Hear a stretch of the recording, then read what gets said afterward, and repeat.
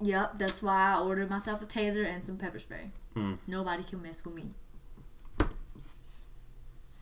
Okay. What's up, y'all? Welcome back to our channel, or welcome to Scary Hours. This is your boy Will, and I'm here with my lovey-dovey boo thing, who's my baby, Cindy. Today we have something awesome planned for you all, and it's from the Cold Case Detective. This is actually a new channel that we've never reacted to, but we want to keep things different and fresh, like away from just reacting to Nuke's top 5 videos, because obviously the internet is a big place, and my honey here, she can actually react to it. Finally. Finally. But we have some other things down in the pipeline that she'll also be reacting to with me, because I know you all love her and you all just, you know, she's just great, you know what I'm saying? But other than that, y'all, we're gonna get into this reaction, but I also want to say thank you so much to everyone who has subscribed and show us love. We've passed 100 subscribers! Woo! So that's really exciting, y'all. So we hope y'all absolutely enjoy. Be sure to like the video so other people like you can see this mysterious case video and our other scary videos. Subscribe, of course, to Cold Case Detective firstly not to us, but to Cold Case Detective for this amazing content that they put together. And be sure to subscribe to us if you enjoy this reaction and discussion that we will have. And if you're feeling really generous, you can share it with someone as well who loves scary stuff or mysterious cases, or they just love watching couples react to shit. If you're feeling spooky. If you're feeling spooky, if you will. So, with that being said, let's get into it. Wait, we haven't said what we're actually reacting to. Oh, what are we reacting to today, baby? So today we're reacting to the Elisa Lam cold case, which is the one where the lady's in the elevator. There's like a surveillance footage video, and there's a documentary out on Netflix that we're probably also gonna watch. But not today, though. Not after this. No, not after this shit. Not today. It's late. And we need to take a break. We gotta watch some SpongeBob, or This Is the End, or something funny. But yeah. So yeah, I love murder mysteries though. Like that's something like crime stuff. I love that. She loves CSI. Criminal Minds. Criminal Minds is my fault. Criminal Minds is my favorite crime show. Yeah. So yeah, let's get straight into it. Let's get into it. Yay. Lam Ho Yi, better known to her fellow peers at the University of British Columbia and popular culture at large as Elisa Lam, was a bright, thoughtful and imaginative student. Her interests in fashion and talents for writing were weighed down by the unfortunate demons of bipolar disorder and mental suppression, clouding the circumstances that most assume led to her initial vanishing and tragic death. Amateur sleuths and professional investigators have spent the better part of almost 6 years digging. Oh, just so y'all know, this is the footage that we saw in like a different video reaction that we did. But so you see how blurry it is? It's not sharp at all. No. Theoretical tunnels and holding magnifying glasses up to anything and everything that might shed the one decisive clue in the ultimate reason behind Elisa Lam's demise. These probes and perusals, combined with assorted observational evidence, have only created headaches more than they've solved questions, leaving the uncracked mystery up for grabs for anyone willing to tackle such a brain-bending mind twister. Really? As a hope to provide a more substantial reasoning built upon observable evidence and situational analysis. This is an examination of the bizarre circumstances surrounding Elisa Lam's confusing death. Is that her book? This is Cold Case Detective. Probably, honey.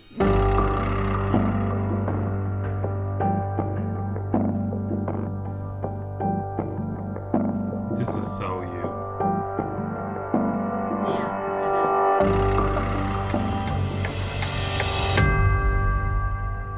Dang, the quality of this video is amazing. Yeah, the intro was dope. Okay, Cold Case Detective, I'm loving this channel. Elisa Lam was born on April the 30th, 1991 in Vancouver, British Columbia, to 2 immigrants from Hong Kong, David and Yina Lam.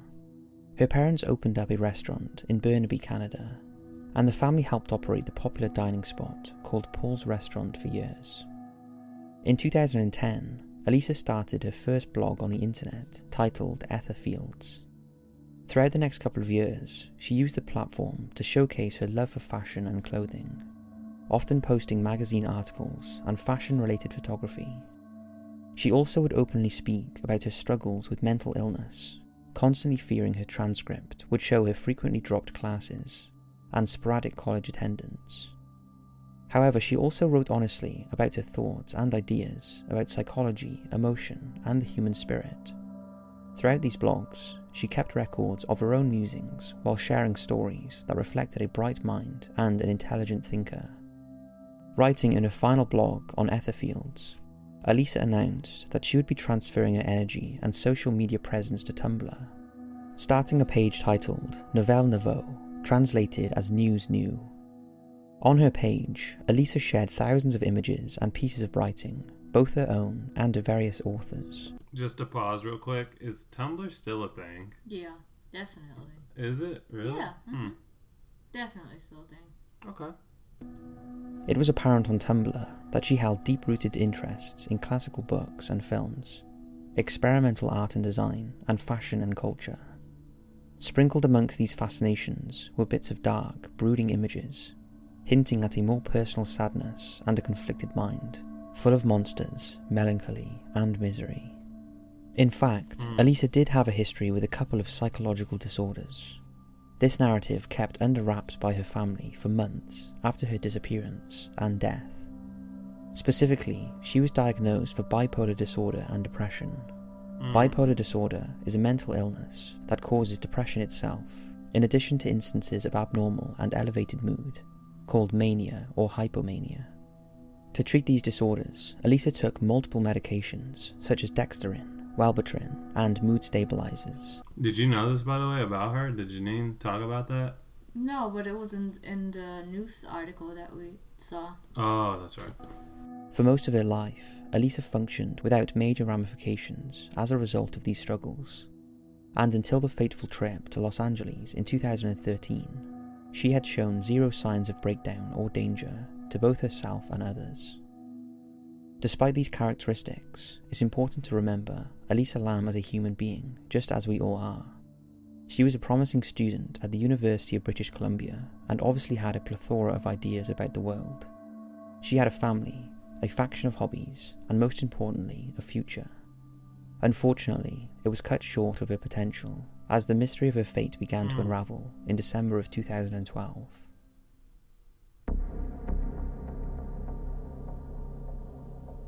Again, before we continue, I just want to shout out to Cocates Network. This is so well done. Oh my goodness. On December the 21st, 2012, Elisa gives the first recorded mention of her desire to travel to the West Coast and visit a school in Santa Clara for potential transfer. A week later, on December the 28th, Elisa mentions on Tumblr that her cell phone has been misplaced. After the new year, on January the 5th, 2013, Elisa mentions planning for her West Coast tour, and for the first time suggests meeting up with people via the internet. A couple of days later, on January the 7th, Elisa books her flight for the West Coast tour, and tacks on a very eerie message regarding the future on Tumblr. Then on January the 9th, Elisa posts on Tumblr that due to paranoia, she has made a new Facebook account for the 5th time, and reposts a blurb she had written earlier that day. Before the blurb is an introduction in which she claims, "This is the very start of my depression, and today I'm feeling very low." Fast forward to January the 18th, when Elisa supposedly arrives in Vancouver on her tour. 4 days later, on January the 22nd, she supposedly travels to San Diego for the first leg in her journey, after missing her initial flight while getting lost in the airport. On January the 24th, Elisa posts on Tumblr that her trip so far has consisted mostly of activities and actions that she participates in back at home on a normal schedule. With this post, she hints at her later actions in Los Angeles, when she says, "Every now and then, I do something entirely impulsive and reckless." A few days later, on January... I feel like these are all like little signs. Yeah. Like to what's happening. Like it's like, I do what I want, I read that, and then sometimes I'm just reckless, like randomly. It's kind of just like... And she said, "Tell a guy that I like him even though I just met." Yeah, it's kind of like she's slowly like just saying like the big thing. I feel like the big picture. That's what I mean. January the 27th, she posts again on Tumblr that she was out with friends at a speakeasy and had in fact lost another phone. Although this time it did not belong to her. Instead, she had borrowed her friend's old BlackBerry for her trip. The next day, January the 28th, Elisa arrives in LA and checks into the Cecil Hotel near Skid Row, a budget motel for tourists in the city. On January the 30th, Elisa's... That hotel, by the way, I think they're saying there's some other sketchy stuff that happens there. Oh, so just overall, it's been like a landmark as a haunted hotel? I don't know. I think so. Okay, let us know. Let us know to our internet. Do your thing. Let us know what's up with the Cecil Hotel, because obviously we're going to be avoiding the shit out of it when we go back to LA. Are you kidding me? I would never go there. I know. I never heard of it until now. Never. This whole case is like first time exposure to me about Cecil Hotel is literally this case. Never heard about it outside of this. Let us know though about it if y'all know. Anonymous roommates complain of her odd behaviour, Maybe it's because and of she is her. moved to a private room on the 5th floor so that she isn't a disturbance to other guests. On January the 31st... Well, she was a disturbance? No, so she's not getting disturbed by other guests. Okay. The last day of her planned visit in Los Angeles, Elisa is seen for the last time by a couple of anonymous hotel workers, and then finally by a clerk, Katie Orphan, at the local bookstore. Katie mentions Elisa was by herself, but also outgoing, very lively, and very friendly. Orphan also says that she was talking about what book she was getting, and whether or not what she was getting would be too heavy for her to carry around as she travelled. Because Elisa was supposed to check out at the Cecil Hotel that day and travel to Santa Cruz for the last leg on her tour, both her parents were waiting for a phone call. In fact, Elisa had called her parents almost every night during her trip, despite losing her temporary cell phone. After they heard nothing from their daughter, Mr. and Mrs. Lam flew to Los Angeles to file a missing persons report and assist the Los Angeles Police Department in their search. Throughout the first week of February, both the Lam couple and LAPD scoured the Cecil and the surrounding areas for any trace of Elisa. Police dogs were unable to pick up on her scent, and for the first few days, no clues were uncovered. Elisa's room that she stayed in prior to her disappearance was void of any suspicious items or sign of disturbances, an unsettling occurrence for such a strange vanishing. On February the 6th, the LAPD released an official statement online regarding Elisa Lam's disappearance, and details surrounding the case, urging citizens to keep an eye out for her profile. A day later, they hold a press conference on February the 7th, but again received no leads or calls from the general public. Then on February the 14th, LAPD releases the biggest bombshell in the entire case. An elevator surveillance clip from February the 1st, showing Elisa Lam walk in the elevator, press a series of buttons, and proceed to act in a bizarre manner. The clip was unsettling to say the least, but gave investigators one more glimpse into Lam's final sighting, and brought the case to worldwide interests. The missing person search would soon come to an end, however, when on February the 19th, Cecil Hotel workers responded to multiple guest complaints about funny-smelling water and low faucet pressure. The employee went up to the rooftop water system, I thought you wanted to say something. No. Okay. peered into an open tank, and discovered Elisa Lam's naked body floating face up. LAPD was immediately notified, and the water... Naked? What is that? Is that It's a water tank. water tank? Is that what Carol Baskin put her husband in? No, that's a septic. It's a septic tank. Okay. Off track. The tanks soon became a crime scene.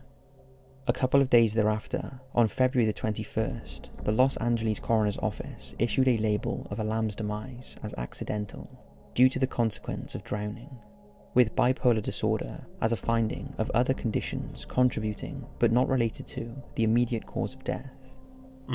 On June of 2013, the full coroner's report, along with the toxicology results, were released to the public as well. While not revealing any massive twists to the mystery, it did note that Elisa Lam's body was indeed found naked, with her clothes also found in the water tank, discovered in a sandy particulate along with her keys and watch. What? From here on out, thousands of theories, hypotheticals, conspiracies, and simple casual conversations have been discussed through the following months and years. Nobody seems to want to stick by the LA Coroner's Office and their findings. Many questioned the police investigation, and even more saw possible holes in their final report. Regardless, the timeline of Elisa Lam's death and its direct series of events blossomed into the most talked about case of the 21st century. Okay, what do you think? I'm not sure yet. Okay. I think maybe she went in there. Yeah, I think so too. Maybe she fell into it. Yeah, maybe. Or... That's kind of how I feel, y'all. But then again, why would she go in there? That kind of doesn't make any sense. It doesn't. The major case point. Without a doubt, the most controversial and scrutinised piece of the Elisa Lam's case is the 4-minute CCTV footage that the LAPD pulled from one of Cecil Hotel's surveillance tapes, situated in the upper corner of a main elevator carriage in the northern corridor. Before we dive into its content, let's watch the main portion of the video. Be warned, the following images are unsettling and could be viewed as sensitive material.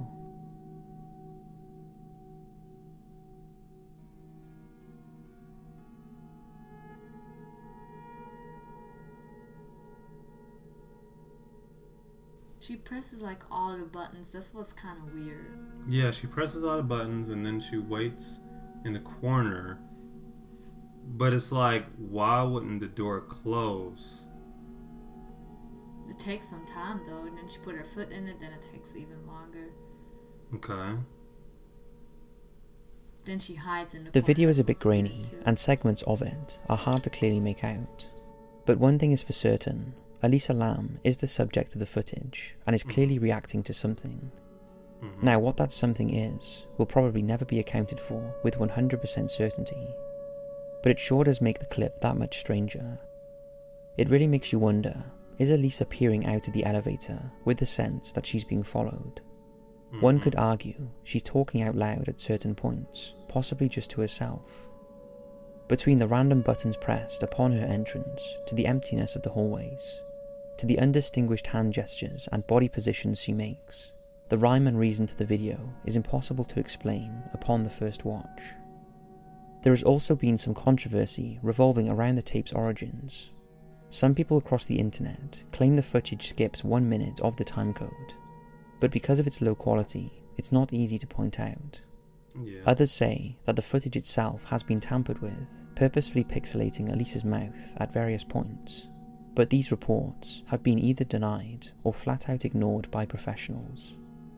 One thing is for sure, the elevator footage from February the 1st, 2013, depicting the last known images of Elisa Lam, have conjured both worthy concern and far-fetched conspiracies, and remains the single most interesting piece of evidence linked to the entire case. For sure. Yeah, I have no idea. Since the day Elisa Lam went missing, the CCTV tapes were released, and her body was discovered on the rooftop of the Cecil Hotel. Countless theories have been proposed across the internet and publications all over the world, trying to unlock the secrets of the seemingly unexplainable mystery. Many of these assumptions are based purely in conspiracy theory. Some circles have drawn up wild fantasies that explain Elisa was playing an elevator game, attempting to cross over into alternative universes. Others believe Elisa was possessed by spiritual forces, encountered paranormal subjects, or was contacted by otherworldly beings. These farcical attempts to glamorize Elisa's death as science fiction or occultists are based upon zero observational evidence, connected by complex, coincidental claims and hyperbole. For example, the location of the Cecil Hotel is in Skid Row of downtown Los Angeles. By the way, who has seen the documentary? Let us know too. Yeah. If you watched it and how good it is and stuff. Because I think we should check it out after like watching this video or later. Because it sounds so interesting. This area is infamous for its high crime rates and suspicious activity. Drug peddling and violent crime are common both outside and inside of the hotel, which has its own history of murder and suicide. Ugh. In 19... So there you have it. The hotel has history of murder and what do you say? Murder and suicide. My voice. So I think when I remember correctly, I think they're saying, and when I saw the trailer, that the thing was haunted too. So I think maybe that's why people are saying she was possessed. But okay. I think that's what it said, but I'm not for sure. Okay, that would make a little bit more sense. Yeah, but it's still weird. And it's still weird. Maybe someone killed her too. Who knows? Yeah, because she looked like she was like looking at the elevator. She looked like she was scared too. And y'all, anything's possible. Like in this day and age, like someone could just be scoping you for no reason. Yeah. For real, especially a woman too, like alone. Yep, that's why I ordered myself a taser and some pepper spray. Nobody can mess with me. In 1985, serial killer Richard Ramirez, dubbed as the Night Stalker, stayed in one of the 600 rooms in the midst of horrifically killing 13 women. Okay. Another homicide suspect, Jack Unterweger, stayed in the hotel in 1991. It was a frequent spot for those with suicidal tendencies, seeing a few people jump from the rooftop in the 1950s and 60s. Well, damn. This place got some history of like... Yes. You know, all sorts of shit is happening out here. Like, clearly. It even housed another cold case, that of Pigeon Goldie Osgood, a former telephone operator whose mutilated body was discovered in her room in 1964, and whose death remains unsolved. What? Despite the criminology of the Cecil, none of it can be directly attributed to the tragic death of Elisa. A much more real explanation is that Elisa Lam was followed during her time in Los Angeles, chased in the hallways of the Cecil Hotel, and subsequently murdered and placed in the water tank by a second party. Initially, this theory... Yeah, that photo makes me like see kind of like into the problem of like, you know, her maybe bipolarism or stuff like that. I mean, people take photos like that, but you know, it's like a weird photo. So it makes you think like what was going on in her mind. Initially, this theory made sense. If you go back to multiple Tumblr posts that Elisa made throughout the end of 2012 and beginning of 2013, she was conscious about her outspoken nature and feared that one day her mouth would get her into trouble.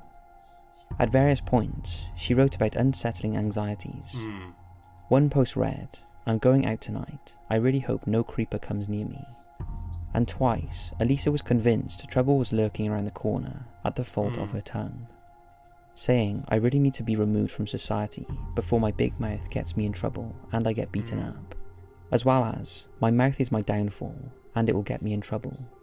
I already do so many stupid things. I have troubles knowing where the boundaries are, and it seems I always make the biggest mistakes at the worst possible moments, and get caught and face consequences for getting caught the one time I wasn't thinking and did something stupid to cut corners." So taking into consideration, she repeatedly sparked the fuses of strangers around her. It's plausible she did it in the wrong place at the wrong time that winter. In addition to Elisa's worries is the manner in how she acted during the elevator footage. After she enters for the first time and presses the floor buttons, she waits a few moments before quickly approaching the elevator's doorframe. She then quickly sticks her head out into the hallway and glances from side to side in a hurried manner, then pulling back into the elevator. She pins herself against the wall and then into the corner, acting as if she was avoiding the vision of someone from outside. She goes back to the doorframe once more and again cautiously sticks her head into the open. From here, she makes a series of random movements before pressing more buttons. When she returns outside for the final time, it appears as if she is communicating either orally or with her hands. Regardless, no one is seen and Elisa disappears from view. The first part of her movements could indicate she was hiding from another person, but her random footwork and dazed demeanour in the second part of the footage just doesn't make sense if she truly was on the run. The Tumblr post concerns, combined with the suspicious video, truly makes you wonder if there was someone involved with Elisa's death. But there are too many rebuttals to the argument that was a homicide. For instance, there were 0 bruises or signs of bodily harm on Elisa's figure, ruling out an assault. All of her belongings were accounted for, besides the long-lost cell phone, ruling out a robbery or attempted robbery. The eyewitness testimonies by hotel employees and the bookstore clerk claim she was completely alone, and showed no sign of struggle or distress regarding another person. Cameras captured no other suspects around the time of Elisa's recording, and her lack of relationships in a new territory helped rule out a planned or gestated murder, as she had very little friends back at home, let alone Los Angeles. In the end, there was zero evidence confirming the theories about murder or foul play, leading both the LAPD and us to rule it out. All of that being said, the official opinion of the LA Chief Coroner and assigned medical examiners presents a catch-22. They preface their final hypothesis with a warning that the interpretation of the evidence is limited because of the small sample size, particularly the lack of blood samples tested due to low levels. However, they then contradicted themselves when they say that the police investigation ruled out foul play, but also stated a full review of the circumstances of the case and appropriate consultation do not support intent to harm oneself. The manner of death is classified as accident. So if there was no harmful intention either by Lam herself or a second suspect, then how exactly did Elisa Lam accidentally climb up a massive cylinder, discover it was the water tank, lift up an incredibly heavy lid, and jump into the dark water? And if the lid was already opened, why did she choose to climb in as a response? Murder and suicide are polar opposites that have been deemed inapplicable. Believers that Elisa was killed by someone else linger over the fact that the rooftop access was protected by alarms on the doors, and the fact that accessing the water tanks required agility and strength. However, it's been repeatedly explained that the hotel has 4 different access points to the roof, 3 by fire escape that have no alarms, and that the water tank lids were either opened or lighter than originally assumed, easily operated by a woman of Elisa's size. So now we must find the middle ground between the 2 explanations and justifiably theorise how such a specific, unarguable set of circumstances can be regarded as an accident. The most plausible and evidential theory is that Elisa Lam suffered from a manic episode due to her struggles with bipolar disorder, both leading up to and on the day of February the 1st. To start, we must consider the toxicology reports. 2 different antidepressant medicines prescribed to Elisa were either traced directly or metabolites were traced to her heart blood and liver enzymes. One of these drugs was bupropion, known to sometimes cause mania in bipolar disorder. Another mood-stabilizing medicine had metabolites traced to her enzymes, but Elisa's antipsychotic medicine was not found in her system. So in review, Elisa had only taken one of her prescribed drugs the day she passed, and had only taken the others recently, if not at all, in the days leading up to her death. The toxicology report also confirmed that Elisa had no alcohol in her system or other recreational drugs. This rules out the possibility that she had been under the influence of substances while on camera in the elevator, or that something such as pills or drunkenness inspired her to climb into the water tanks. Her liver was not tested for rohypnol, better known as roofies. There was no urine in the system, meaning she excreted any and all liquid waste urine that would contain traces of roofies, ketamine, or other date rape paraphernalia. So reflecting on the information regarding her history with mental disorders and the calculated prescription use and lack thereof, we must next understand what exactly an episode of mania is. Severe mania can include psychotic features such as hallucinations, delusions, paranoia, catatonia, and lack of insight. One mental health professional uses the phrase, disorganized yet appearing singularly focused, highlighting its occurrence when Elisa presses the buttons in the elevator at random, appearing intent on some kind of agenda or direction. Symptoms of mania also include psychomotor agitation, which involves repetitive, purposeless, or unintentional movements and behaviours. These movements and behaviours are made in response to feelings of restlessness caused by increased anxiety. Dr. Daniel Morrell reviews in a medical journal that these actions can result in wringing of the hands, pacing, and taking off clothes repeatedly. All 3 behaviours were exhibited by Elisa, both in the elevator footage and in or around the water tanks. Her hands creep me out the most. The fact that Elisa Lam attempted to go to the roof at all could be a response to hallucinations and or delusions. What these might She's have been are definitely unknown, hallucinating. and it would be unfair to Elisa's memory to assume and fictionalise her mental illness. It's important to note that manic hallucinations are not just visual, but can be manifestations of sound, smell, taste and touch, another possible explanation to her removal of clothing. In combination with the inconsistent prescription upkeep, the pure fact that Elisa was in a foreign location with a lack of communication back home could have set off a manic episode. The people Elisa had been staying with, since she booked a shared room with fellow guests, stated that Elisa was acting strangely, to the point she was bothering the others and had to be moved to another room by herself. Oh, so you were right. The additional trigger... What? So you were right when they were saying that about her having to move to another room. Yeah. Mm-hmm. So I think that's automatic signs. There's always signs that lead up to this, y'all, in my opinion. Sometimes it's just like weird, but usually for like cases like this, just from what I've seen, you get at least one like red flag. You know what I'm saying? Where it's just like, that ain't right. Like something gotta be off. Like, it can be like very like minute, very small, but it's always something, in my opinion, like childhood, like adolescence, all the way to like adulthood, like something. Isolation could have initiated mania, as well as playing a role by why she was by herself for the remainder of her time in LA.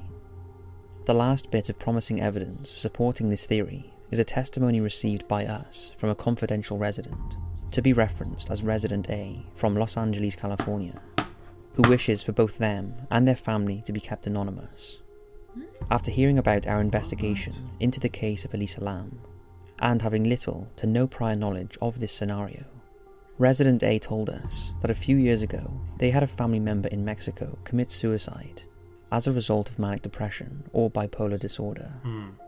Resident A stated that this family member died from drowning after plunging into the depths of a similar industrial water tank. Resident A also stated that this was a common occurrence for the family member, who as a result of their bipolar disorder seeked out bodies of water whenever suffering from a bout of mania. Resident A confirmed that this family member was about 35 years old when they passed away, but had been suffering from mental illness for over a decade, and had an inclination to run away and find attraction to water throughout the years. While this case has no direct relation to Elisa Lam, it's peculiar that both instances involve a confined bipolar subject, who as a result of their condition, drowned because of an unconscious gravitation to H2O. There is hardly any research done in the medical or psychological field regarding this phenomena, but we are incredibly interested if there are other situations like this one.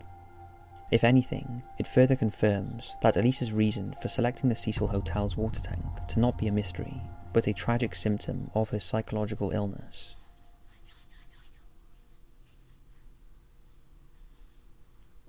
The conclusion. In the end, taking all evidence, scientific research and societal patterns into account, we've determined that the initial report from the chief coroner is accurate, in that Elisa Lam died accidentally due to drowning, as an indirect result of bipolar disorder. While other theories were briefly discussed, their complete lack in observational evidence and origins from make-believe prevented them from serious consideration.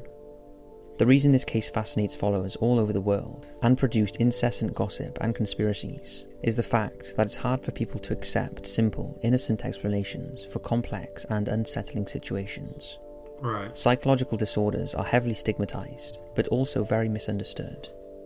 People do not want to accept that Elisa Lam was suffering from hallucinations due to bipolar disorder, because that's only in her mind, and they struggle accepting such indistinction.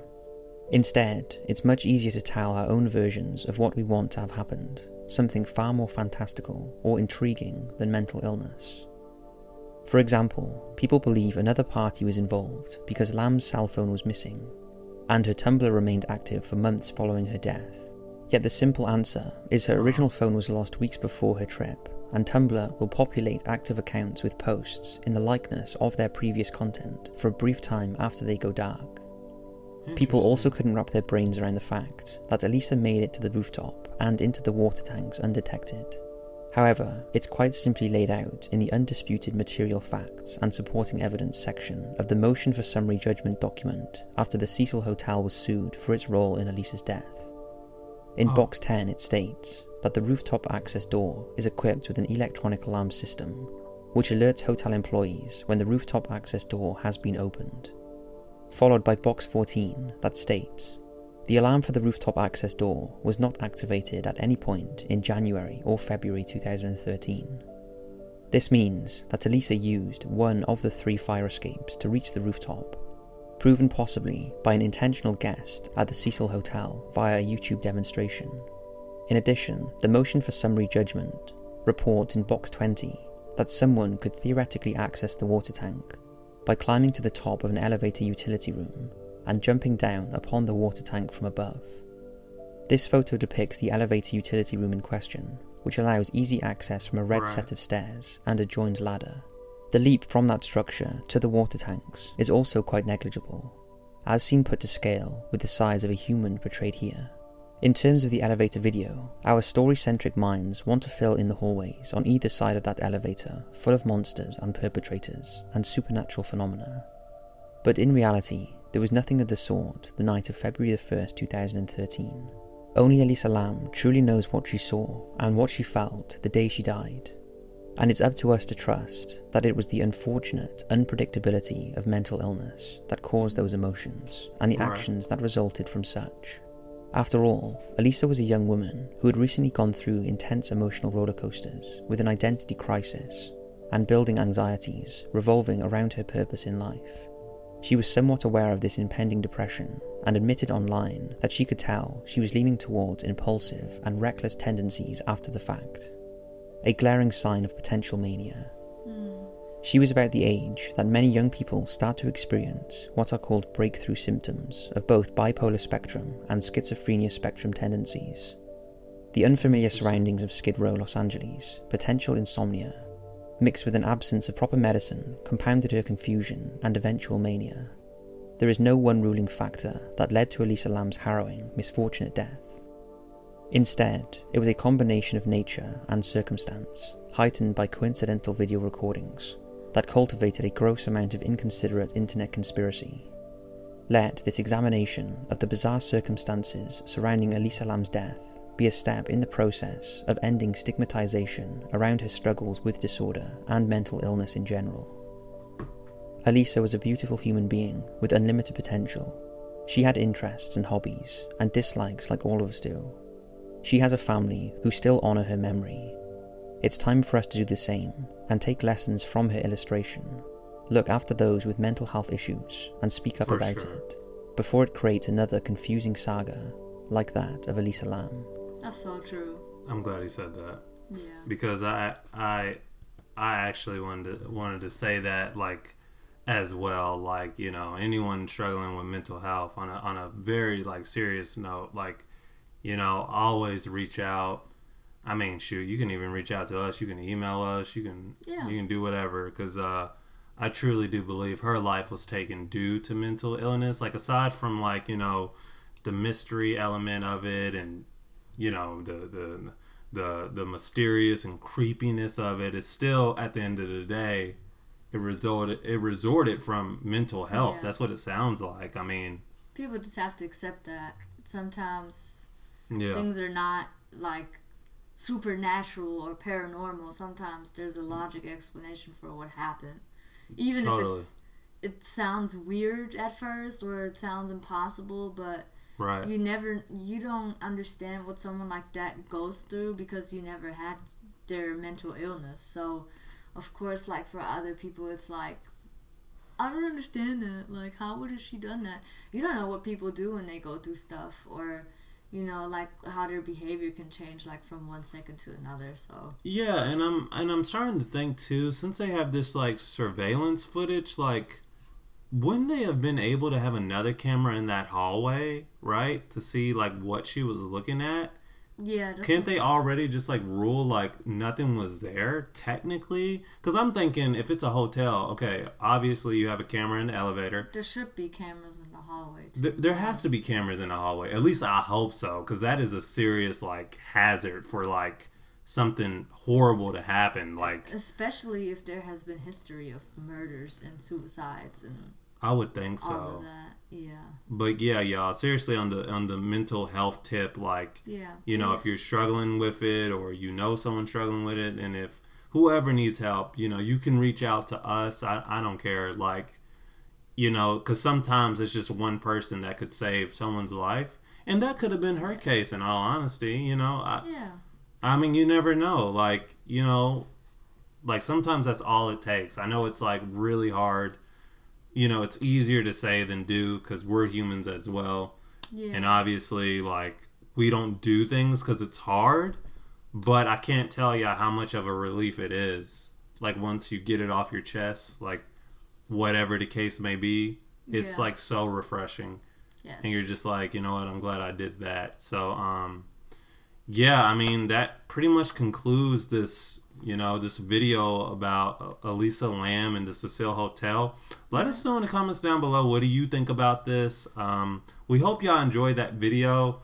We didn't have like too much to react to, but I think like just watching it with us, it's just like interesting, because, you know, if you're new to this case or if you don't know about it, I think it automatically gets your head going too about what could have happened, you know, what could have been, you know, things such as that nature. Sorry about my voice crack, by the way. It happens. But anyway, I hope y'all enjoyed it. Be sure to give the video a thumbs up. Subscribe to the Cold Case Detective, and subscribe to us if you like this reaction and discussion that hopefully we will be having in the comments down below. And we're looking forward to seeing y'all in the next video.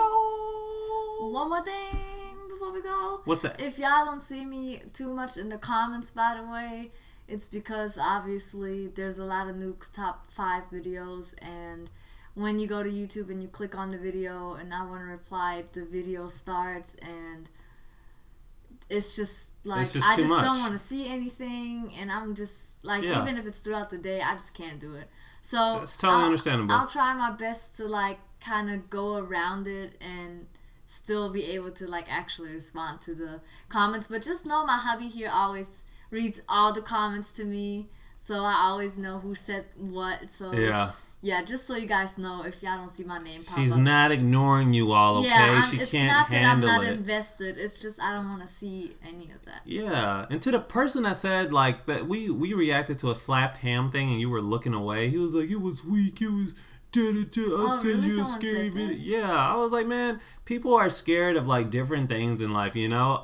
Back in the day, like, there's so much stuff that I could not handle that I watch now, but it's just because I kept watching it over and over again. And my honey can't do that. But that's okay, because we're all different and we're all human. And, you know, we are who we are. But yeah, and you weak for writing a comment like that, because this is ridiculous. Yeah, so. Bro, don't get... Oh, boy, don't get... All right, y'all. All right, y'all. Peace.